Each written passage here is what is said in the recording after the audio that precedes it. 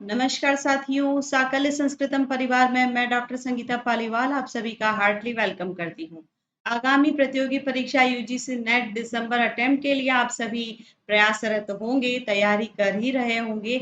लेकिन आइए आज मॉडल पेपर्स के माध्यम से जांचते हैं कि हमारी तैयारी कितनी मजबूत है।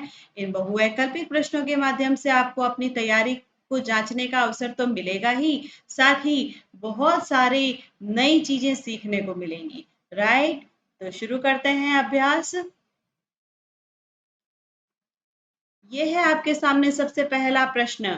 वेद शब्दस्य अर्थम अभिलक्ष्य सायण आचार्येण कह उक्तम, कि वेद शब्द का अर्थ बताते हुए सायण आचार्य ने क्या कहा है। धर्म प्रतिपादकम वेदः, ज्ञान लक्षणम वेदः, मंत्र ब्रह्मणात्मकम वेदः, या अपौरुषेय वाक्यम वेदः। ध्यान दीजिए बच्चों, इस तरह के प्रश्नों में हमें चारों विकल्प सही लगते हैं, लेकिन ऐसा होता तो नहीं है, एक ही विकल्प राइट होता है ना। तो हमें इन प्रश्नों को बार बार पढ़ना है ताकि हमें याद हो जाए कि इस प्रश्न का सही उत्तर है अपौरुषेय वाक्यम वेदः। आचार्य सायण ने वेद शब्द का अर्थ बताते हुए ये बात कही है। राइट, आइए प्रश्न संख्या 2। वेदों के काल निर्धारण संबंधी जो बात है वैदिक साहित्य में जो पढ़ा जाता है, सब टॉपिक बहुत इंपॉर्टेंट है बच्चों। थ्योरेटिकल क्लास में आप मुझसे इसको मजेदार तरीके से पढ़ पाएंगे, है ना। तो यहाँ पे इसी से संबंधी प्रश्न है, आपसे पूछा है 4000 ईसा पूर्व यह ऋग्वैदिक रचना काल किस विद्वान के द्वारा स्वीकार किया गया है। यहाँ पर कोई डाउट होना ही नहीं चाहिए। विकल्प जो बी है ये बिल्कुल सही है, तिलक। ठीक है, अगर यहाँ पर जैकोबी याकोबी ऐसा कुछ लिखा होता तो वो भी सही हो जाता। इसके अतिरिक्त जो सूचना है वो मैंने आपको दी, आप यहाँ पर इसको नोट कर लीजिए।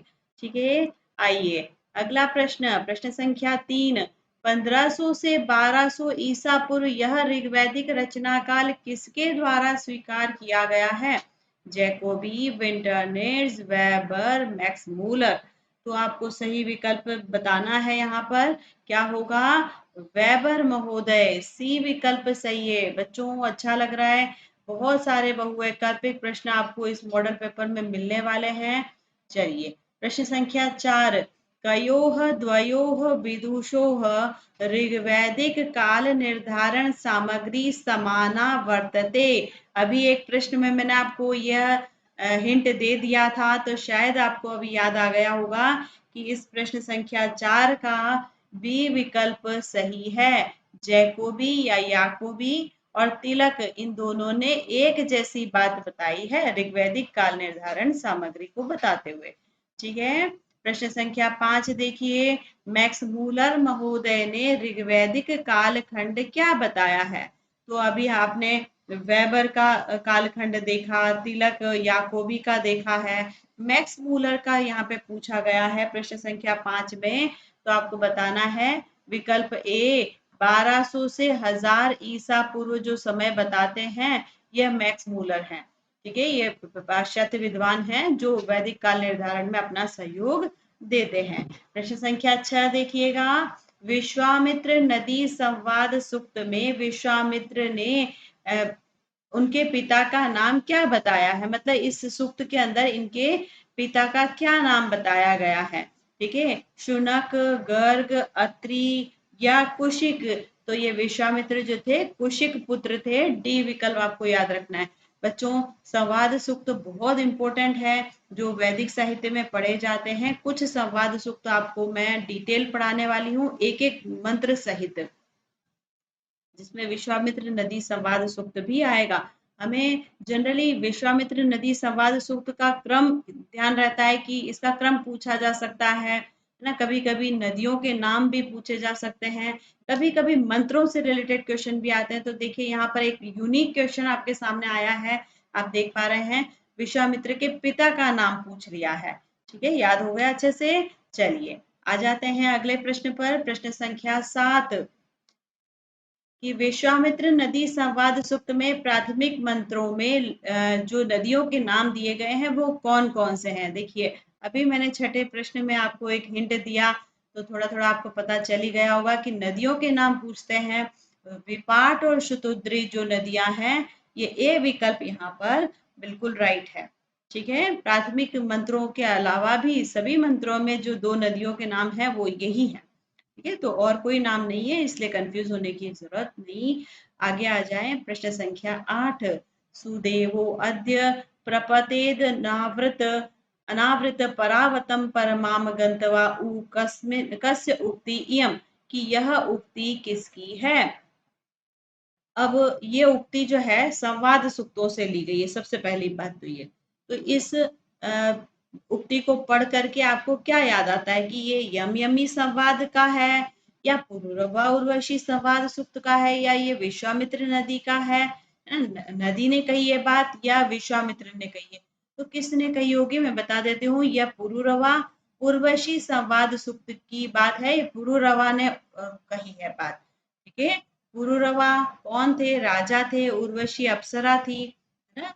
तो उस संवाद सूक्त से है। अभी ज्यादा डिटेल यहाँ पर हम बात नहीं कर पाएंगे, क्योंकि आपने अगर डिटेल पढ़ा है तो आप वैसे ही मेरी बात को समझ जाएंगे। बाकी थ्योरेटिकल क्लास में हम इसको चर्चा करेंगे।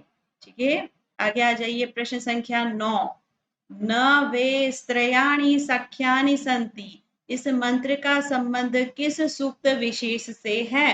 देखो, कभी कभी सूक्त या उक्ति दे करके किसकी उक्ति है ये पूछ लेते हैं, और कभी कभी ऐसा पूछ लेते हैं सतही तरीके से कि इसका संबंध किस सूक्त से है। तो ये यम यमी से है, या सर्मापणी से है, या पुरुरवा उर्वशी से है, या विश्वामित्र नदी से है। आपको बताना है ये कौन से सूक्त से है। तो मैं यहाँ पे अभी सही उत्तर बता रही हूँ आपको, सी विकल्प पुरुरवा उर्वशी का ये मंत्र है। ठीक है, आगे आ जाइए, 10वां प्रश्न। गर्भे नु नौ जनिता दंपति करदेवत्रष्टा सविता विश्वरूप, यह उक्ति किसकी है। अगेन वैसा ही प्रश्न, संवाद सूक्तों का ही, लेकिन थोड़ा सा डीप पूछ लिया है कि यह किसने कही है बात। तो बच्चों, यह यम यमी संवाद सूक्त की उक्ति है और यमी की है, ये यमी ने कहा है यह। ठीक है, आइए अगला प्रश्न। निरुक्त कार के अनुसार देवताओं की सत्ता जो है वह किस रूप में विभक्त की गई, कितने रूपों में विभक्त की गई है।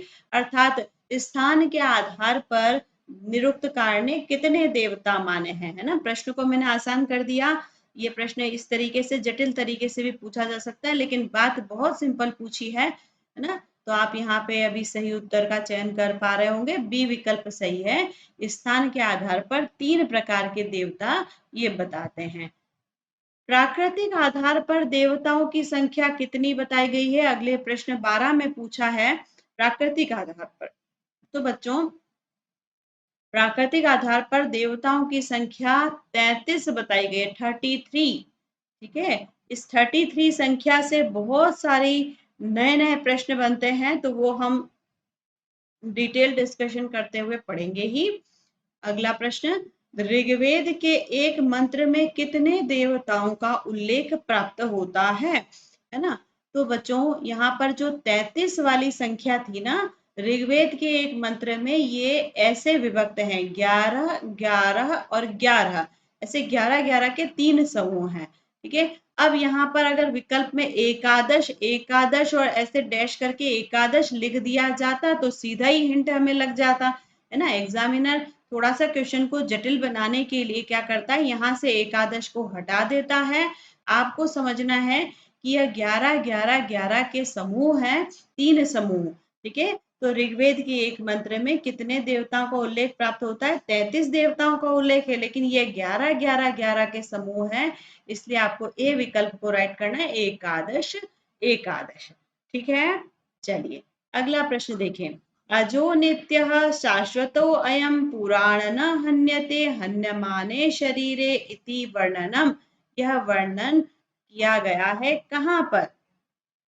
कठोपनिषद में, छांदोग्य उपनिषद में, ईशावास्योपनिषद में, या केनोपनिषद में। तो सही विकल्प आपका क्या हो जाएगा, कठोपनिषद। ए विकल्प बिल्कुल सही है। यह कठोपनिषद में कहा गया है, और किसके लिए कहा गया है, आत्मा का वर्णन करते हुए। आत्म तत्व का जब डिस्क्रिप्शन दिया जा रहा था तब यह बात कही गई है। ठीक है,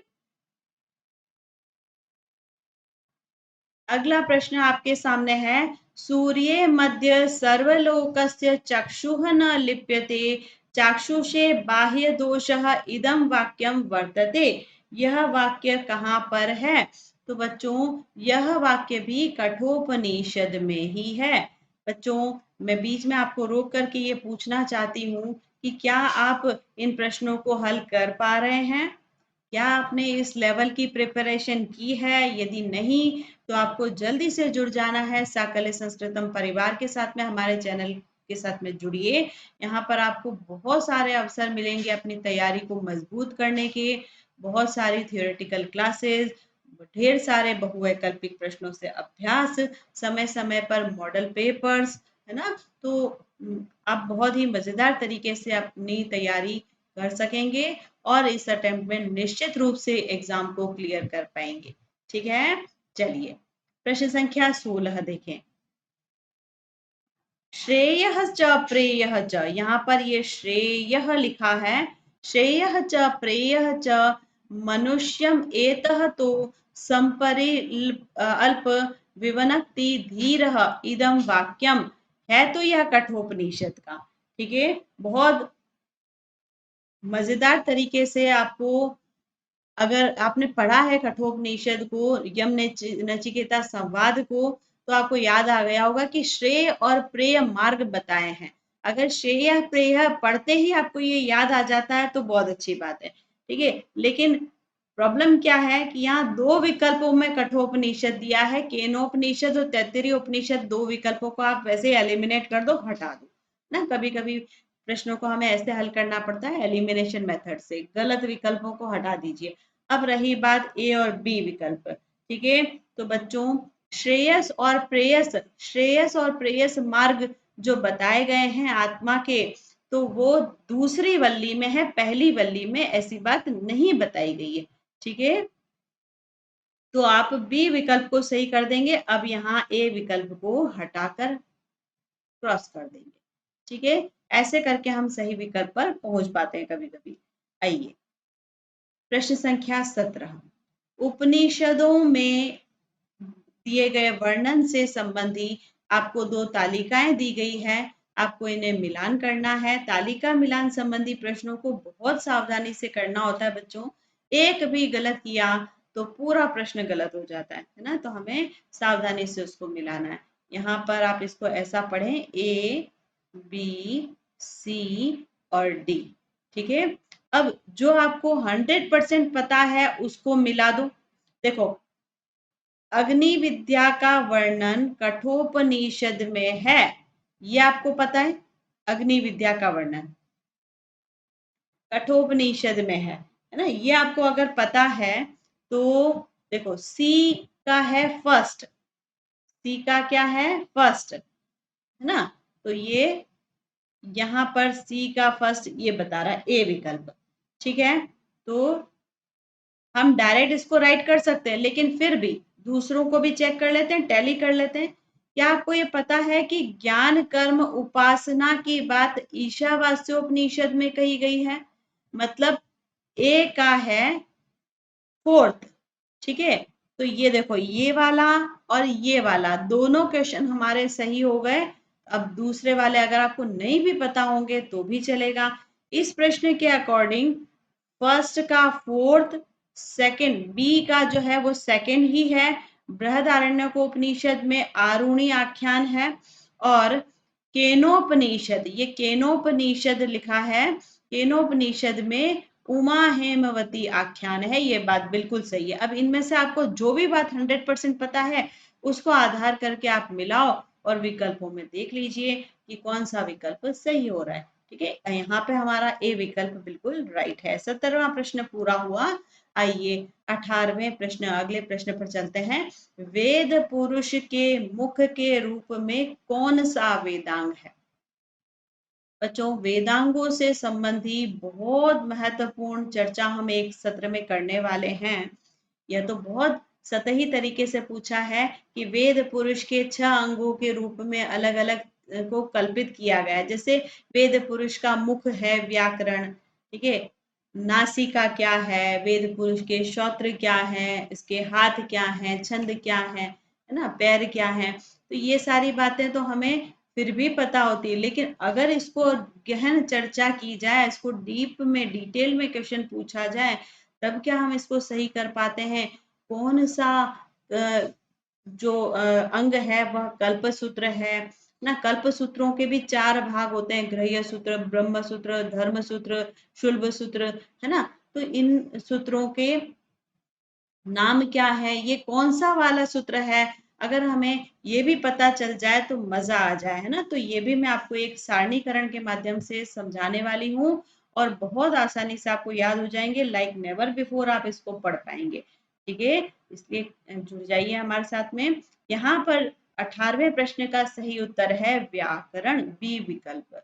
ठीक है, 19वां प्रश्न, वेद पुरुष के चलने का कार्य कौन करता है। देखिए, चलने का कार्य पैरों से होता है, और छंदः पादौ तु वेदस्य, अगर आपको ये याद है तो बी विकल्प को आप ऐसे ही राइट कर पाएंगे। ठीक, अगला प्रश्न, प्रश्न संख्या 20, वेद पुरुष के हाथों के रूप में वेदांग कौन सा है। हस्तौ कल्पो अथ पठ्यते, ऐसा कहा है, तो 20वें प्रश्न का ए विकल्प हम राइट करेंगे, कल्प वेदांग। प्रश्न संख्या 21, धर्म अर्थ काम मोक्ष का सम्यक विवेक के साथ जीवन को संतुलित करने की बात कही गई है, किसमें। इसको क्या कहा जाता है ना। धर्म अर्थ काम और मोक्ष क्या है, पुरुषार्थ चतुष्टय। इन सभी को सम्यक विवेक के साथ में अपने जीवन में बैलेंस करना, अपने जीवन को संतुलित करना ही कहलाता है क्या, आचार, विचार, अंतर या विवेचन। तो इसको कहा जाता है आचार या आचरण। ठीक है, ए विकल्प सही है। प्रश्न संख्या 22, विशेषकों के आचार परक दृष्टिकोण को क्या कहा जाता है, या कैसा दृष्टिकोण है। वैशेषिक जो है ना, यह दर्शन से रिलेटेड क्वेश्चन है, और यहाँ पे पूछा है वैशेषिकों का जो आचार परक दृष्टिकोण है यह कैसा है। तो ये बच्चों वेद मूलक है। ठीक है, आस्तिक दर्शन है, इसलिए वेद मूलक है। 23वां प्रश्न देखिए, यहाँ पर पूछा है नास्तिक और अनिश्वरवादी दर्शन इनमें से कौन सा है। जहां पर नास्तिक की बात आ गई और अनिश्वरवादी की बात आ गई और विकल्प में चार्वाक दिया है, तो बिना संदेह के सीधा इसको आप राइट कर सकते हैं। ठीक है बच्चों, दर्शन से रिलेटेड प्रश्न आए हैं, मैं आपको बता देती हूँ। अगर आपको ये लगता है कि नास्तिक और अनिश्वरवादी एक ही बात है, तो ये गलत है। दर्शन के संदर्भ में नास्तिक की परिभाषा अलग और अनिश्वरवादी की परिभाषा अलग है। ठीक है, इसको हम डिटेल डिस्कशन करेंगे भारतीय दर्शन वाली इकाई में। प्रश्न संख्या 24, प्राचीन भारतीय दर्शन में जड़वाद के लिए कौन सा शब्द प्रयोग किया गया है। प्राचीन भारतीय दर्शन की बात हो रही है, जड़वाद के लिए मतलब रिजिडनेस जो होती है, हमने जो नियम बना लिया वो टस से मस नहीं होंगे, उसमें कोई बदलाव नहीं होगा, कोई लचीलापन नहीं है, तो इसके लिए प्रयोग किया गया है शब्द चारवाक। ठीक है, ए विकल्प राइट है। प्रश्न संख्या 25 देखिए, जैन धर्म की स्थापना किस शताब्दी में हुई। ये बच्चों आपको डिटेल डिस्कशन से ही याद रहेगी बातें। अभी के लिए मैंने प्रश्न संख्या 25 का ए विकल्प राइट किया है, ये ए ही सही है। 6ठी शताब्दी में इसकी स्थापना हुई है। प्रश्न संख्या 26, बहुत ही मजेदार प्रश्न, एतत् कोशत्रयम् एव सम्मिलित रूपेण किम उच्यते। कहाँ से है ये प्रश्न। अगर प्रश्न पढ़ते ही याद आ जाता है तो बहुत ही अच्छी बात है, आपकी तैयारी बहुत अच्छी है। कि ये 3 प्रकार के जो कोश होते हैं, कोश त्रयम, इनको सभी को मिला करके ही कहा जाता है क्या, स्थूल शरीर, सूक्ष्म शरीर, शास्त्र या कर्म। तो ये सी विकल्प यहाँ पर राइट है कि इन तीनों कोशों के मेल को कहा जाता है सूक्ष्म शरीर। ठीक है, 27वां प्रश्न, पंचीकरण से ही वायु के अंतर्गत उपलब्ध होता है। पंचीकरण की प्रक्रिया एक बताई गई है, इसमें बताया कि वायु में क्या उपलब्ध है, शब्द और स्पर्श दोनों गुण से संबंधी बात हो रही है, गंध, रूप या स्वरूप। तो वायु एक ऐसा तत्व है जिसमें शब्द और स्पर्श दोनों गुण निहित होते हैं। प्रश्न संख्या 28 देखें। प्रत्येक महाभूत का एक आधा भाग और 4 भाग जो होते हैं दूसरे, वो कितने भाग होते हैं, ये पूछा है। तो ये बच्चों पंचीकरण की प्रक्रिया से संबंधी ही बात है। 5 प्रकार के तत्व हैं। इन पांचों प्रकार के तत्वों को बनाने के लिए एक तो इनका स्वयं का आधा भाग और बाकी 4 के अष्टमांश, मतलब 1/8, 1/8, 1/8, इस तरीके से ये मिलकर बन जाते हैं कुल मिलाकर 1। ठीक है, तो ये डी विकल्प सही है, अष्टमांश भाग। प्रश्न संख्या 29। रज्जौ सर्पः इति आरोपः, कि रज्जु में सर्प का आभास होना ही क्या है, अध्यारोप है। ठीक है, रस्सी है और उस हमें ऐसा लगता है अंधकारवश, प्रकाश नहीं है, अंधकारवश ऐसा लगता है कि ये सर्प है, लेकिन वो सर्प नहीं है। तो इस स्थिति को कहा जाता है अध्यारोप। प्रश्न संख्या 30। वेदांत दर्शन के प्रस्थान माने जाते हैं। वेदांत दर्शन में कितने प्रस्थान माने जाते हैं, 2, 3, 5 या 6? तो वेदांत दर्शन के अंतर्गत 3 प्रकार के प्रस्थान माने गए, प्रस्थान त्रय। ठीक है, आप इसको ऐसा याद रखेंगे। प्रश्न संख्या 31। अथा तो वा जिज्ञासा, तो आपको यहाँ पर बताना है कि कौन सी जिज्ञासा है, जिज्ञासा क्या है ना। तो अथा तो ब्रह्म जिज्ञासा, ए विकल्प सही है। अथा तो धर्म जिज्ञासा, अथा तो ब्रह्म जिज्ञासा, कुछ भी विकल्प हो सकते हैं, देव जिज्ञासा, निदर्शन अपेक्षा, शासन जिज्ञासा। ठीक है, तो आपको याद रखना है अथा तो ब्रह्म जिज्ञासा, ये विकल्प सही है। प्रश्न संख्या 32 देखें। योनि शब्दस्य भगवता भाष्यकारेण कतिविधा व्याख्या प्रदर्शिता, कि भगवान भाष्यकार ने कितने प्रकार की व्याख्या इस शब्द की दी है। ठीक है, तो इसकी बहुत सारे तरीकों से व्याख्या की गई है, लेकिन यहाँ पर आपको याद रखना है 2 प्रकार के मुख्य भाग हैं इसके, है ना।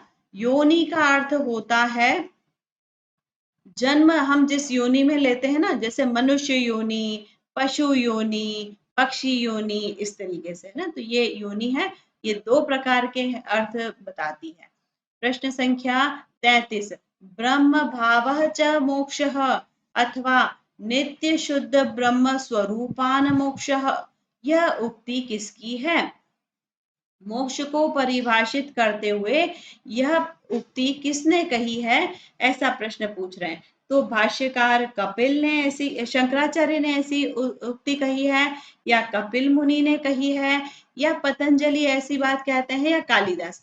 बच्चों कालिदास का नाम तो यहाँ पर नहीं होगा, क्योंकि यह बातें कहाँ से ली गई है, दर्शन से रिलेटेड।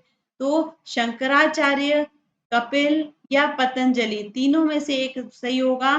तो भाष्यकार शंकराचार्य, ये विकल्प हमारा यहाँ पर सही है। ठीक है, प्रश्न संख्या 34। ये नहीं अनुमीयते तद अनुमानम, पंक्ति को पढ़ते ही याद आ जाना चाहिए कि इसका सही उत्तर क्या है ना। कोई संदेह नहीं होता इस तरह के प्रश्नों में, अगर आपने अच्छे से पढ़ा है तो विमानम, सूत्रम, मानम, इस तरह के गलत विकल्पों को तो हम ऐसे ही हटा देंगे तुरंत से। प्रश्न संख्या 35 पर ध्यान दीजिए। परामर्श जन्य ज्ञानम किम भवति, परामर्श जन्य ज्ञान जो होता है वह क्या होता है? अनुमिति, ज्ञानम, परामर्श या कारणम। ये सभी प्रमाणों से संबंधी प्रश्न आ रहे हैं। अनुमिति, ठीक है, परामर्श जन्य ज्ञानम, अनुमिति। प्रश्न संख्या 36। अनुभूत विषय असंप्रमोशः किम, प्रीति, स्मृति, सिद्धि या विपाक? तो यहाँ पर आपको रिक्त स्थान पूर्ति संबंधी प्रश्न पूछा गया है। ये पंक्तियां आपने सीधी पढ़ी होंगी तो आप सही कर पाएंगे। अभी के लिए बी विकल्प सही है कि अनुभूत विषय असंप्रमोशः स्मृति। ठीक है, रिक्त स्थान के लिए बी विकल्प सही। प्रश्न संख्या 37 देखिए, स्कंद कतिविध, स्कंद कितने प्रकार का होता है? तो स्कंद 5 प्रकार का होता है, पंचविध, पंचविध। ठीक है, आइए अगला प्रश्न तालिका मिलान संबंधी प्रश्न है फिर से आपके सामने। यहाँ पर तालिका 1 और ये तालिका 2, सूची 1 और सूची 2। अब क्या करना है, सीधा ही मिलाना है जो आपको 100% पता है। ठीक है, इन्हें आप ए, बी, सी और डी ऐसा पढ़ेंगे। सांख्यकारिका श्रीमद ईश्वर कृष्ण की है, ये आपको पता है, 100% मिला दो। योग दर्शन महर्षि पतंजलि का है, 100% पता है, मिला दो। वेदांत सार सदानंद योगेंद्र का है, तो ये भी पता है। और तर्क संग्रह अन्नम भट्ट का है। तो बच्चों इस तरह के प्रश्न कई बार हमारे सामने आते हैं, प्रथम दृष्टया हमें लगते हैं बहुत टिपिकल है, हम इसको कैसे करेंगे, लेकिन ऐसा नहीं होता है, बहुत इजी होते हैं। आपने यहाँ पर मिलाया और सही उत्तर आपको पता चला कि क्या होना चाहिए, 1, 4, 2 और 3। 1, 4, 2 और 3 हमें बता रहा है ए विकल्प, तो ए विकल्प यहाँ पर सही। ठीक है, चलिए अगला प्रश्न, प्रश्न संख्या 39, योग दर्शन का प्रमुख सिद्धांत क्या है? योग दर्शन का प्रमुख सिद्धांत पूछा है, तो बच्चों योग दर्शन भी सांख्य दर्शन के समान सत्कार्यवाद पर चलता है, ए विकल्प सही है। प्रकृतिवाद, छायावाद, असत्कार्यवाद नहीं। चार्वाक के मत में कितने पदार्थ हैं? चार्वाक दर्शन में पदार्थ कितने प्रकार के माने गए हैं? तो ये डी विकल्प राइट है, 4 पदार्थों को ये स्वीकृति देता है दर्शन। ठीक है, प्रश्न संख्या 41, संस्कृत भाषा के महान वैयाकरण थे कौन? महर्षि पाणिनि, आचार्य भट्टोजी, कालिदास या माघ? इस तरह के प्रश्नों में सी और डी विकल्प का तो कोई औचित्य ही नहीं है। बचे 2 विकल्प, तो इनमें भी विचार करने पर आपको पता चलेगा कि आदि आचार्य व्याकरणाचार्य हमारे महर्षि पाणिनि ही हैं। ठीक है, प्रश्न संख्या 42, पाणिनि के द्वारा विरचित किया गया है क्या? ऋतुसंहार नहीं, मेघदूत नहीं, रचना कौमुदी नहीं, सीधा एक विकल्प सही है। ठीक है, तो प्रश्न कभी कभी इतने जटिल होते नहीं है जितने हमें लग जाते हैं एक बार के लिए। बच्चों आप लोगों की तैयारी अच्छी है, इस तैयारी को मजबूती देने के लिए हमारे साथ में जुड़े।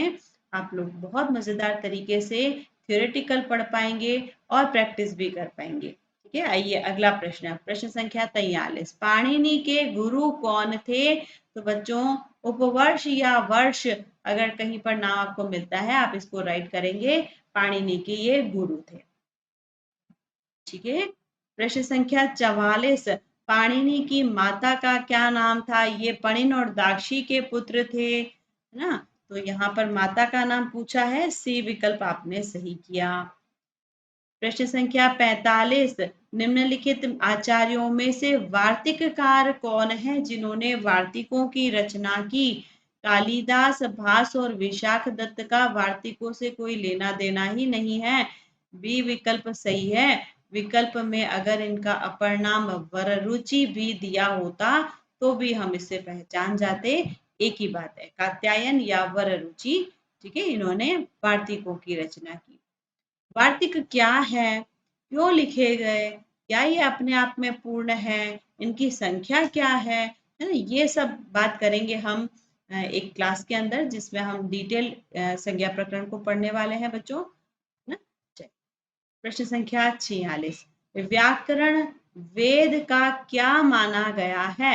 ये अभी अभी एक प्रश्न में हमने किया था इसको, ये अलग तरीके से पूछी गई बात है, लेकिन बात वही है कि व्याकरण वेद पुरुष के मुख वेदांग के रूप में कल्पित किया गया है। प्रश्न संख्या 47, चक्षुः उन्मीलितं येन तस्मै रिक्त स्थान नमः। तो इस प्रश्न 47वें प्रश्न में आपको याद रखना है कि पानी नये ये लिखा है रिक्त स्थान में, चक्षुः उन्मीलितम येन तस्मै पाणिनये नमः। ठीक है, उन पाणिनि गुरु को मैं नमस्कार करता हूँ। व्यक्तावाची वर्णा येषां त इमे व्यक्तवाचः भाषायाः विषये इति कः कथयति, कि भाषा के विषय में यह बात किसने कही है। व्यक्तावाची वर्णा येषां त इमे व्यक्तवाचः, यह महर्षि पतंजलि द्वारा कही गई उक्ति है। प्रश्न संख्या 49, ध्वन्यात्मक शब्द के द्वारा विचारों का प्रकटन ही भाषा है, यह बात किसने कही है। भाषा के विषय में ऐसी बात कौन कहते हैं। तो डॉक्टर मंगलदेव शास्त्री या वेंद्रज या स्वीट या प्लेटो। ठीक है, यहाँ पर आपको ए विकल्प में भारतीय विद्वान दिख रहे हैं और बाकी तीनों विकल्पों में पाश्चात्य विद्वान दिख रहे हैं, ये सभी भाषा विज्ञानी हैं। ठीक है, तो ध्वन्यात्मक शब्दों के द्वारा विचारों का प्रकटन ही भाषा है, यह बात कही है स्वीट ने।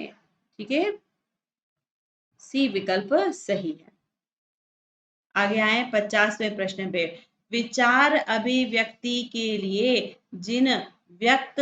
जिनको व्यक्त करना होता है तथा सुस्पष्ट ध्वनि संकेतों का व्यवहार किया जाता है, उसको भाषा कहा जाता है। भाषा के विषय में यह परिभाषा किसने दी है, मतलब भाषा की ये परिभाषा कौन देते हैं। ब्लॉक, गार्डिनर, ट्रैगर या डॉक्टर श्याम सुंदर दास। तो बच्चों, पाश्चात्य भाषा वैज्ञानिक गार्डिनर ने ऐसी परिभाषा भाषा की दी है।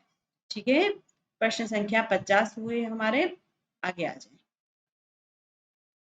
क्वेश्चन नंबर 51, चुर धातु लंग लकार उत्तम पुरुष द्विवचन में कैसा रूप बनाती है। धातु रूप प्रकरण से प्रश्न आ गया है हमारे सामने, तो क्या होगा सही विकल्प। यहाँ पर निस्संदेह आप डी विकल्प पर अगर पहुंच गए हैं, इसका मतलब ये कि आप लोगों ने धातु प्रकरण को बहुत अच्छे से पढ़ा है।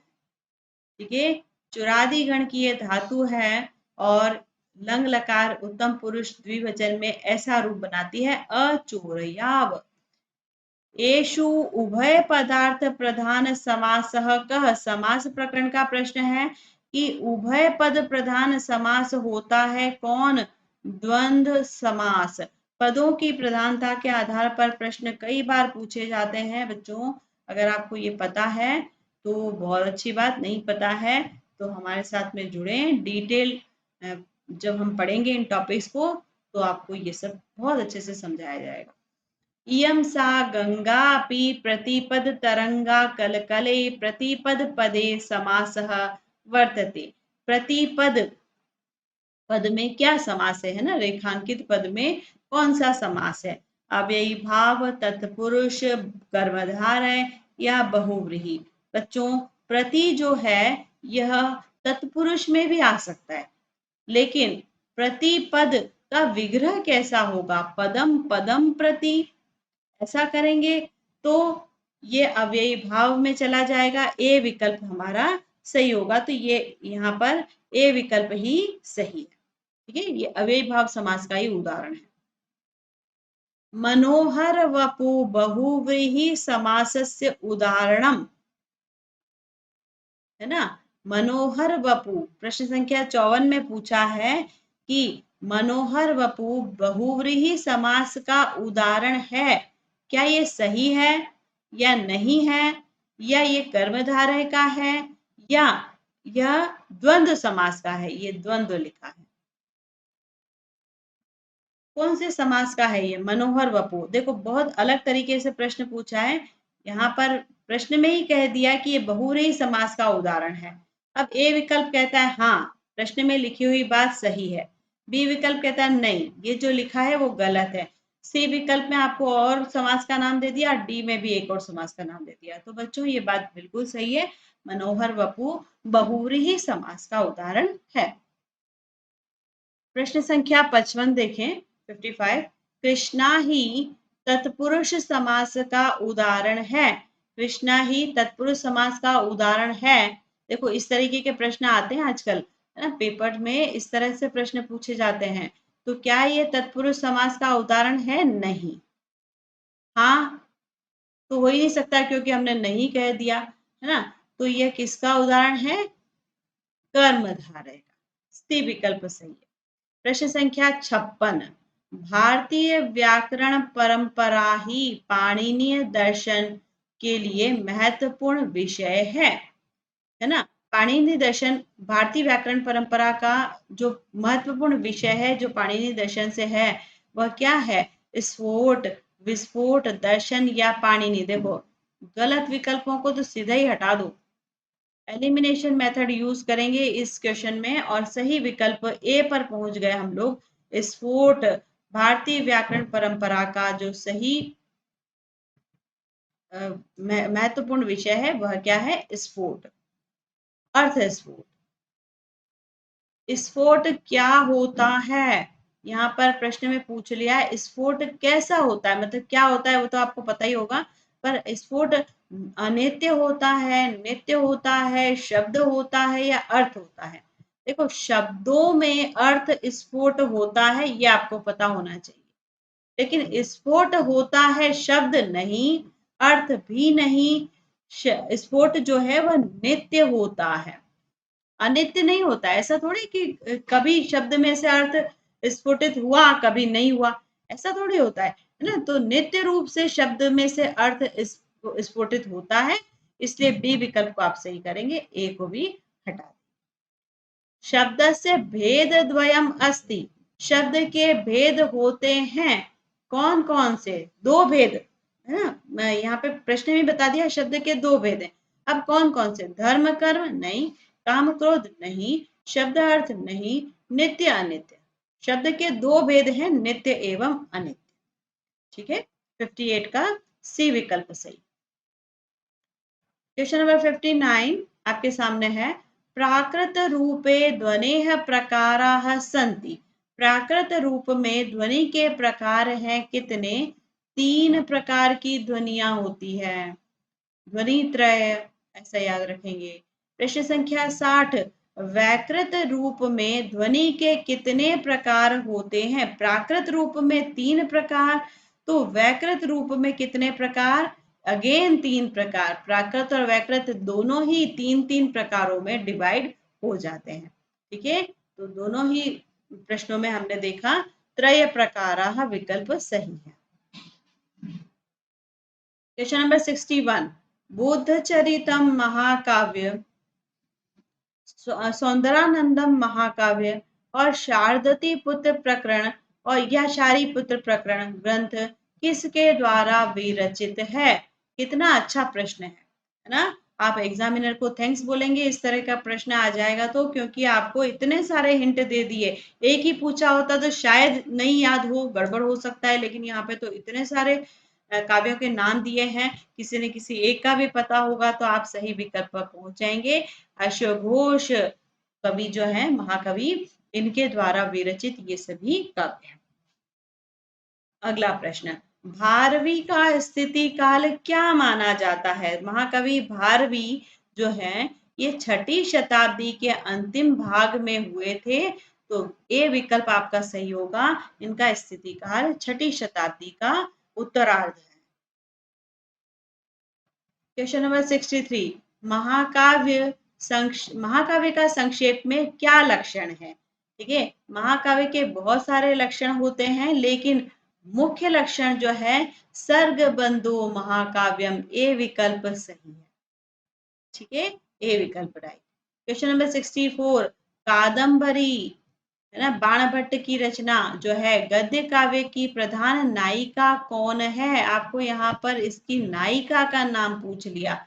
वसंत सेना नहीं, वासवदत्ता भी नहीं, द्रौपदी भी नहीं, तो कौन है? कादम्बरी ही है। कितना इजी क्वेश्चन पूछा है। ठीक है, कादम्बरी। कादम्बरी बहुत महत्वपूर्ण कथा है, बहुत ही सुंदर तरीके से इसकी रचना की गई है। कुछ पात्रों के 3 जन्मों की कहानी दी गई है। बहुत कंफ्यूजिंग हो जाता है अगर व्यवस्थित तरीके से नहीं पढ़ा जाए तो, लेकिन हम इसको एक बहुत ही यूनिक तरीके से, लाइक नेवर बिफोर, मैं आपको एक फ्लो चार्ट से समझा दूंगी कि किन किन पात्रों के 3 जन्मों की कहानी है, उनका तीनों जन्मों में नाम क्या था, क्या आपस में संबंध है ना। पात्र संयोजन एक क्लास हम डिजाइन करने वाले हैं, तो इस तरह के काव्यों में आप बहुत आसानी से समझ पाएंगे कि किस पात्र का किससे क्या संबंध रहता है, नायक नायिका मुख्य पात्र क्या है ना। इन काव्यों में ये सब मैं आपको समझाऊंगी एक सेशन। ठीक है। क्वेश्चन नंबर 65, श्री हर्ष किस राजा के सभा कवि थे? आप लोगों को जब कवियों के बारे में पढ़ाया जाएगा तो ये भी समझाया जाएगा कवियों से रिलेटेड सारी जानकारी, उनके आसपास, जैसे वो किसके आश्रित कवि थे, ये तो महत्वपूर्ण बात है ही, है ना। इनका समय क्या था, इन्होंने कौन कौन सी रचनाएं लिखी, इनके माता पिता के नाम यदि अवेलेबल है तो वो भी मैं आपको बताऊंगी, है ना। कभी कभी गुरु का नाम भी पूछा जाता है, कभी कभी इनके अन्य कवियों के साथ संबंध भी पूछे जाते हैं, तो ये सारी बातें आपको समझाई जाएगी, है ना। अभी के लिए प्रश्न संख्या 65 में आपसे पूछा है कि किसके आश्रित थे, तो राजा विजय चंद्र के आश्रित कवि थे। ठीक है, हर्ष जो है, श्री हर्ष, ये राजा विजय चंद्र के सभा कवि थे। क्वेश्चन नंबर 66, यहाँ पर रस से संबंधित प्रश्न पूछा है कि हास्य रस जो है इसका स्थायी भाव क्या होता है। रस, उनके स्थायी भाव, है ना, उनके विभाव, अनुभाव, संचारी भाव, ये सब हम पढ़ेंगे डिटेल क्लास के अंदर। रसों के वर्ण कौन कौन से होते हैं, रसों के देवता कौन कौन से हैं, ये सब मैं आपको एक तालिका के माध्यम से बहुत आसान करके समझाने वाली हूँ। प्रश्न संख्या 66 का अभी सही उत्तर है हास। हास्य रस का स्थायी भाव हास। क्वेश्चन नंबर 67, आप स्वयं पढ़िए क्या लिखा है। स्पष्ट रूपेण कथितम सुंदरम साम्यम। प्रश्न को मैंने पढ़ा तब आपको सीधा उत्तर आ जाएगा कि इस सुंदरम साम्यम अर्थात प्रस्फुटम सुंदरम साम्यम उपमा इति अभिधीयते, ये बी विकल्प सही है। ठीक है, तो किस अलंकार में होता है, उपमा अलंकार में होता है, ये उपमा अलंकार का लक्षण है। क्वेश्चन नंबर 68, यहाँ पे आपसे पूछा है कि अलंकार संप्रदाय के सर्वप्रमुख आचार्य रुद्रट जो हैं, इन्होंने अलंकारों की संख्या कितनी बताई है। बच्चों बहुत इंपॉर्टेंट क्वेश्चन है, स्टार मार्क लगा लीजिएगा। आप अगर नोट्स बना रहे हैं तो इसको नोट कर लेना। आचार्य रुद्रट ने अलंकारों की संख्या 50 बताई है। अब कुछ विद्वान ऐसे हैं जिन्होंने इस अलंकारों की संख्या 52 भी बताई है, कुछ विद्वान इसको 100 तक भी ले जाते हैं, तो ऐसे बहुत सारे संख्या के अनुसार भी हम प्रश्न पढ़ने वाले हैं। ठीक है, अलंकारों की संख्या किस विद्वान ने कितनी मानी है, अलंकार प्रकरण में डिटेल पढ़ेंगे। क्वेश्चन नंबर 69, स्वाभावोक्ति अलंकार स्पष्ट शब्दों का क्या स्वीकार नहीं करते हैं, मतलब स्वभावोक्ति अलंकार में स्पष्ट शब्दों को स्वीकार कौन नहीं करते। मम्मट, दंडी, रुद्रट या भामह। तो भामह जो आचार्य हैं, काव्यालंकार के रचयिता, है ना, इन्होंने स्वभावोक्ति अलंकार में स्पष्ट शब्दों की स्वीकृति नहीं दी है, मतलब कोई जरूरी नहीं है कि स्पष्ट शब्द हो। ठीक है, ऐसा ये कहते हैं। प्रश्न संख्या 70, रीति काव्य की आत्मा है, ऐसी बात कौन कहते हैं। बहुत इंपॉर्टेंट क्वेश्चन है बच्चों, ऐसे प्रश्न कई बार आते हैं कि ध्वनि काव्य की आत्मा किसने कहा है, या काव्य की आत्मा को रस कौन स्वीकार करते हैं, काव्य की आत्मा रीति किसने कही है ना। ऐसे प्रश्न आते हैं कई बार, और यहाँ पर इस प्रश्न का सही उत्तर क्या हो जाएगा, रीति को काव्य की आत्मा आचार्य वामन ही कहते हैं। ठीक है, वक्रोक्ति को काव्य की आत्मा कुंतक कहते हैं। ऐसे अलग अलग प्रश्न बन सकते हैं। बहुत ही सुंदर अगला प्रश्न, साहित्य से संबंधित प्रश्न आ रहे हैं। वागर्था विव संपृक्तो वागर्थ प्रतिपत्तये जगतः पितरौ वंदे पार्वती परमेश्वरो यह सुप्रसिद्ध पद्य किस ग्रंथ से लिया गया है? ये किसका मंगलाचरण है? तो बच्चों आपको पता होना चाहिए, पद्य देखते ही याद आ जाना चाहिए, ये रघुवंशम महाकाव्य का मंगलाचरण है। ठीक है, महाकवि कालिदास विरचित रघुवंशम, इससे लिया गया है मंगलाचरण अर्थात प्रथम श्लोक। साम्राज्ञी विलासवती कस्य माता अस्ति? कि विलासवती साम्राज्ञी रानी जो थी यह किसकी माता थी? कादंबरी का प्रश्न है, चंद्रापीड़ की माता यह थी। ठीक है, क्वेश्चन नंबर 73, दुष्यंत प्रदत्तम शकुंतलायाः अंगुलीयकम कुत्र स्खलितम? कि दुष्यंत के द्वारा दी गई शकुंतला की अंगूठी कहाँ पर गिर गई? स्खलितम मतलब कहाँ पर खो गई? शची तीर्थ, सोम तीर्थ, प्रभास तीर्थ या सानुमतिम? सब प्रश्न हमें सही, सारे विकल्प हमें सही लगते हैं, लेकिन सही विकल्प क्या है? शची तीर्थ। शची तीर्थ में यह जब रुकी थी तो पानी में उसकी अंगूठी निकलकर खो गई थी। शची तीर्थ ए विकल्प। 74, चंद्रगुप्त मौर्य ने भ्रांति से चंद्रगुप्त मौर्य ने भ्रांति से वैरोधक का हंता कौन था? चंद्रगुप्त मौर्य की भ्रांति हो गई थी उसको और उसने वैरोधक को मार दिया था। तो ये कौन था जिसने इसको मारा था? गृहवर्मा, दारुवर्मा, अभयदत्त या सिद्धार्थक? तो यह है दारुवर्मा, बी विकल्प सही है, जिसने वैरोधक को ये समझ लिया था कि चंद्रगुप्त मौर्य है और उसको मार दिया था। मुद्रा राक्षस का प्रश्न है। साहित्य से संबंधित प्रश्न चल रहे हैं बच्चों। क्वेश्चन नंबर 75, आचार्य विश्वनाथ कविराज ने लक्षणा के कितने भेद स्वीकार किए हैं? तो क्वेश्चन नंबर 75 पढ़ते ही आपको याद आ जाना चाहिए, अशीति प्रकारा लक्षणा। लक्षणा के 80 भेद हैं। प्रश्न संख्या 76, अभिधा मूला व्यंजना, लक्षणा मूला व्यंजना यह किसके भेद हैं? शाब्दी व्यंजना के, आर्थी व्यंजना के, वक्तृ वैशिष्ट व्यंजना के या काकू वैशिष्ट व्यंजना के? तो यहाँ पर भी हमें सारे प्रश्न सही लगते हैं, सारे विकल्प सही लगते हैं, सॉरी। तो सही विकल्प तो एक ही होता है, ए विकल्प सही है। शाब्दी व्यंजना के ही ये भेद हैं, मूल भेद, अभिधा मूला और लक्षणा मूला। ठीक है, आगे आइए। क्वेश्चन नंबर 77, इंद्रवज्रा छंद का अंतिम गण कौन सा होता है? देखो ऐसे प्रश्न भी आ जाते हैं, छंदों से रिलेटेड क्वेश्चन है ये। छंदों में गण होते हैं कितने? 8 प्रकार के। अब इंद्रवज्रा छंद का लक्षण यदि आपको पता है, क्या है? स्यात् इंद्रवज्रा यदि तौ जगौगः त त ज, है ना, और गुरु गुरु, ऐसा। अगर इंद्रवज्रा का लक्षण आपको पता है तो आपको अंतिम गण बताना है। अंतिम गण है ज, जगण। ये विकल्प सही है। क्वेश्चन नंबर 78 देखें, वंशस्थ वृत्तस्य मतलब वंशस्थ छंद के प्रत्येक चरण में गण का क्रम क्या होता है? अर्थात वही कि आपको इसका लक्षण पता है कि नहीं, है ना। तो वंशस्थ में ज त ज र, जतौ तु वंशस्थम उदीरितम जरौ, ऐसा इसका लक्षण है। तो ज त ज र, जगण तगण जगण रगण, भी विकल्प हमारा यहाँ पर सही हो जाएगा। प्रश्न संख्या 79, रंगमंच के आगे धवल स्तंभ में कौन बैठते थे? यह प्रश्न आचार्य भरत के नाट्यशास्त्र से लिया गया है। रंगमंच की व्यवस्था से संबंधित प्रश्न है कि रंगमंच के पुरहतात मतलब आगे वाले भाग में जब जहाँ पे सफेद स्तंभ लगा होता है वहां पे कौन बैठते हैं, है ना।